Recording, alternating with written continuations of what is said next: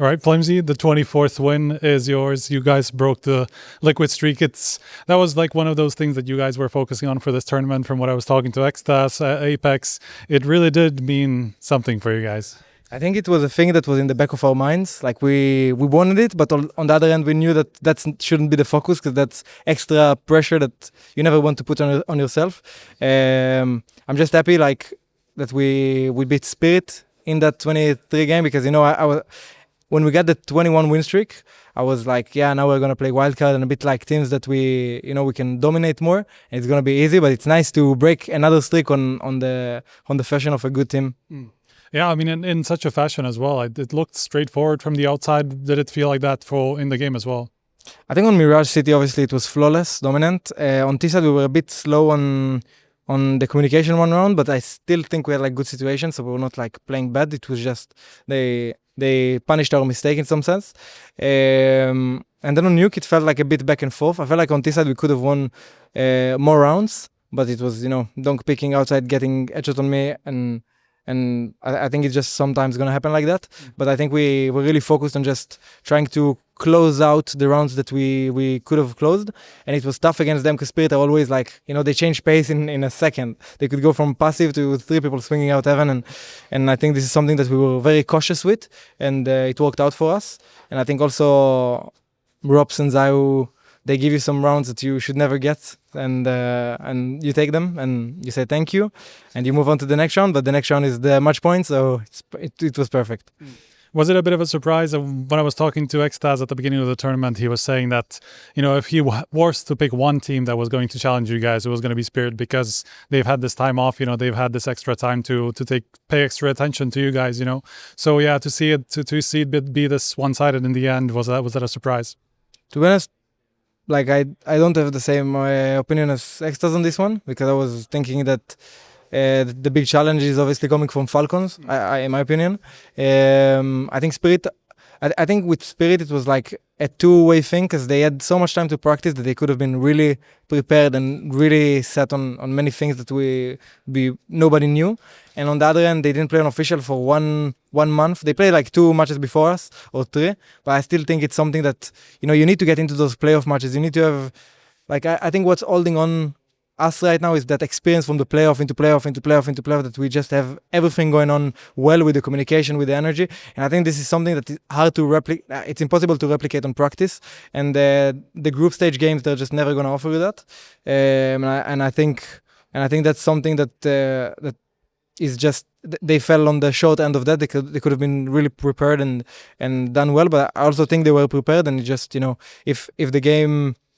If the game goes like that and we win the key rounds and some of the clutches and Apex with USP killing 3 people and they have shit economy, if those things are gonna happen, it's obviously gonna come. It's gonna give us an opportunity to play an easier match. Does it fill you with confidence heading into tomorrow? I mean, obviously you guys are going to have the rematch against Falcons in that grand final from Melbourne. It was a very close one, obviously. How much confidence are you heading into that match with? You were just saying that you expected them to be the big challenge. I think the Falcons are always going to be a threat with the new roster, even if they have like a shit period of time. Like Nico Mones is stepping up, Tessus is playing insane, Kixon is like everybody in that team right now is playing really well, and it could be honeymoon, but it could also be that they're really fucking good individuals, and that's going to stick out to the rest of the year. I think what's benefiting us tomorrow is that Melbourne final took it was a lot of pressure on us, and we saw that in how we played, and when we won that, it's a big relief, to just finish the Grand Slam over there and keep that behind you. And right now, I think for tomorrow, I think we have a little less pressure coming in, and coming from Melbourne, such a high note of feeling the Grand Slam, the emotions are high, and getting to the finals of the tournament, of the next tournament, I think it's already a good achievement for us in this sense. But obviously we're greedy. We want to win the final as well. But we're just going to come and give our best. And I think right now we have an opportunity to sort of play without the pressure that we held into in Melbourne. And that's something that I'm very excited to see. And I think the team is very relieved that we get into this zone of playing them again. Such a clash of 2 good teams right now, but without the pressure that we had in the last official. Mm-hmm. I asked Extas the same thing at the end, of our interview, I don't know, 3 days ago or something. There's another streak potentially, up the road? I know it's kind of a long way ahead, but is that something also in the back of your head? Like, what, you're not far off from being halfway there. How much is the streak? 60 wins?